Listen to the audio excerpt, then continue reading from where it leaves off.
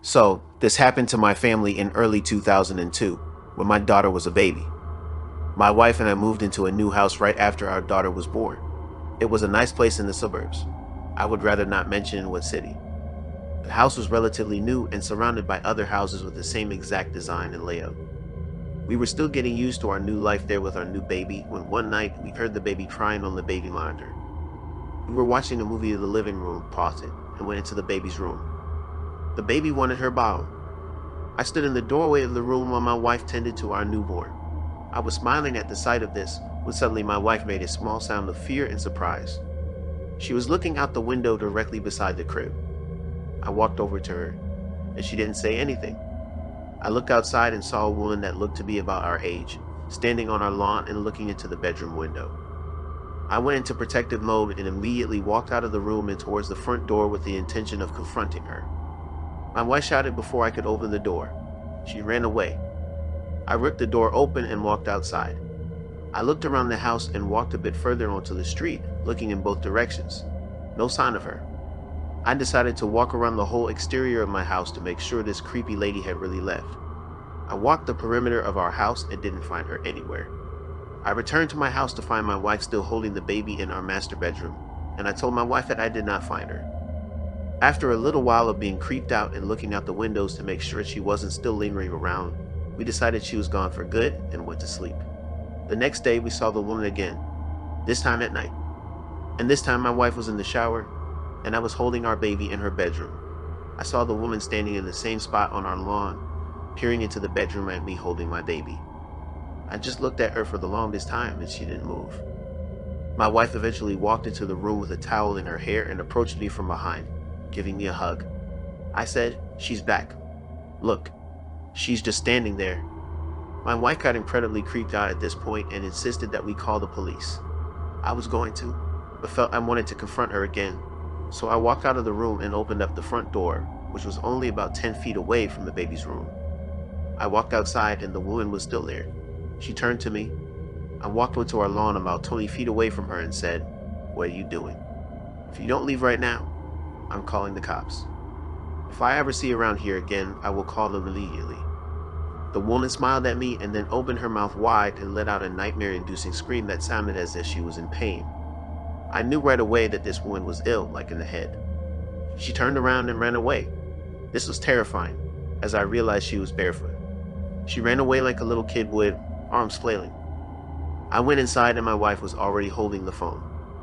A couple police officers came by the house a short while later, and they said there was really nothing they could do except drive around the neighborhood a few times and keep an eye out for her. They said they would call us if they did see her. About 20 minutes after they left, they called and said they didn't see anyone fitting her description.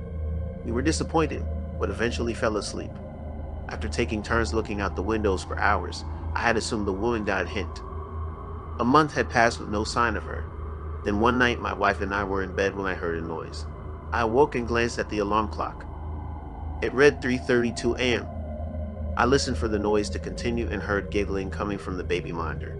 I sat up in bed and my heart stopped. I flew out of the room and into my baby's room to see nothing.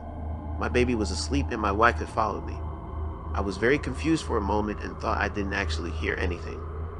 Maybe it was just a nightmare. My wife asked what was wrong. I didn't respond for a few seconds and then finally said, "Nothing." I thought I heard something. We both sighed and walked back into our room. My wife went into the room first and upon entering, screamed and then threw herself backwards into me. I gasped and almost fell backwards onto the floor. My wife started repeating, "Oh my God, oh my God, oh my God." My heart pounding, I replied, What?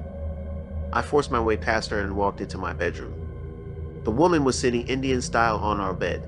I backed up out of the room and slammed the door. My wife ran and took our baby from her crib, and the three of us went outside. As I was closing the front door, once we had walked out, I heard our master bedroom door open. Neither of us have our cell phones on us, so we ran to our neighbor's house and started frantically knocking on their front door. They answered very quickly and asked what the matter was. We'd explained, and they ushered us inside and called the police. The cops showed up shortly after, and they went inside our house. The woman was still there. They said they found her upstairs, sitting in the middle of the hallway in the dark. I have a story I'd like to tell you all. My family moved to a new city and to a new house. Mom was the giddiest about our move, and she often spoke about how much of a steal we got our house for. I wondered why we had to steal a house to live in it, but I never asked anyone, and I suspected that no one would listen to me anyway. But I heard my dad tell my mom that the old family who had lived in the house had passed away in a fire. The last family had been there all but 3 days. No one else but my family would touch the property as it was cheap. Dad called it an unfortunate string of incidents because no one had suspected of arson. Dad swore to be careful and Mom assured. I was pleased with the house because it was big, and I had a bigger room in the new house than I did in our old house. The house creaked when we walked on it, and I liked to walk on it because the noise made me happy.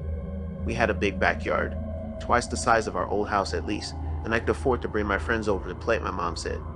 I missed my old friends as I was all alone when we had to move from our old neighborhood. The old neighborhood was too far away from any of my friends to visit us, and I was new in this neighborhood, so I didn't have any friends to play with. Mom said I would have no trouble finding friends because we had a beautiful new house.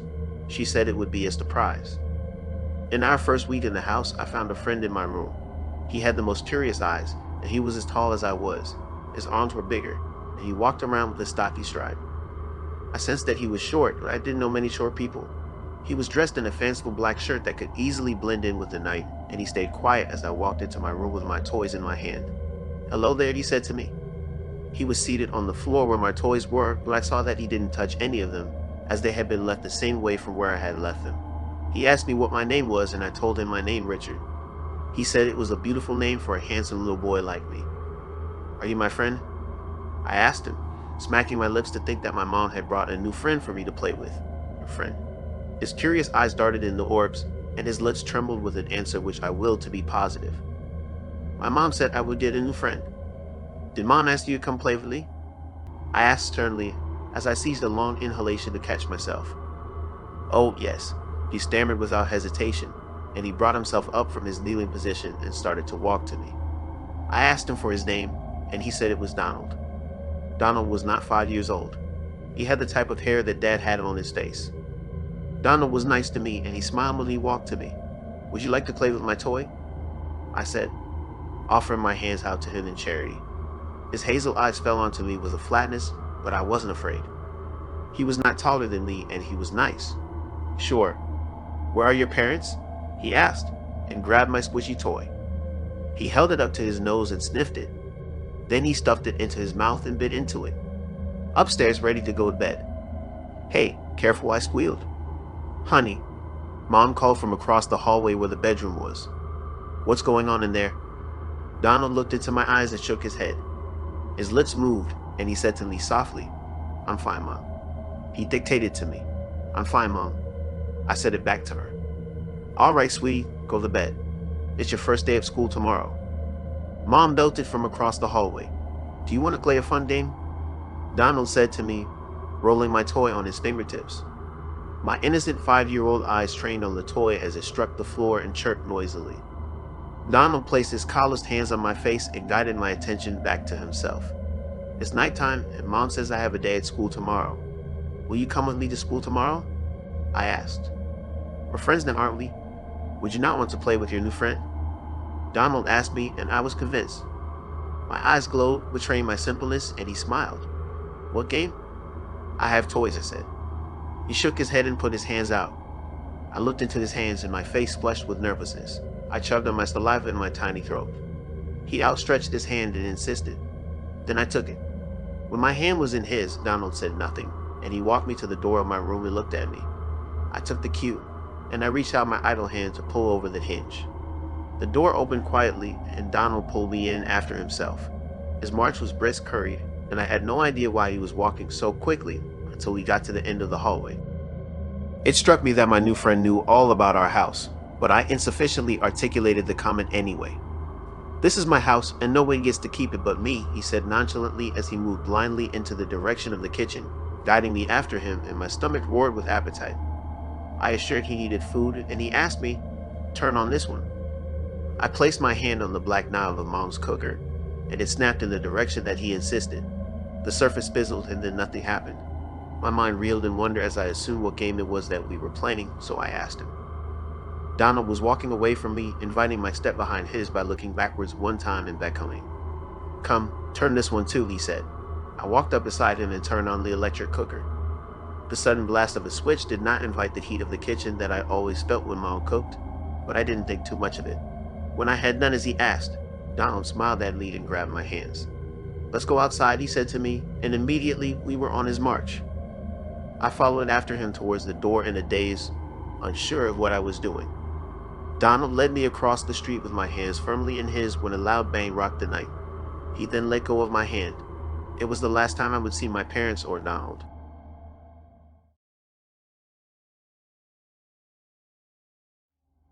In warm, sheltered suburbia, we were having a lot to drink, chit-chatting, enjoying ourselves.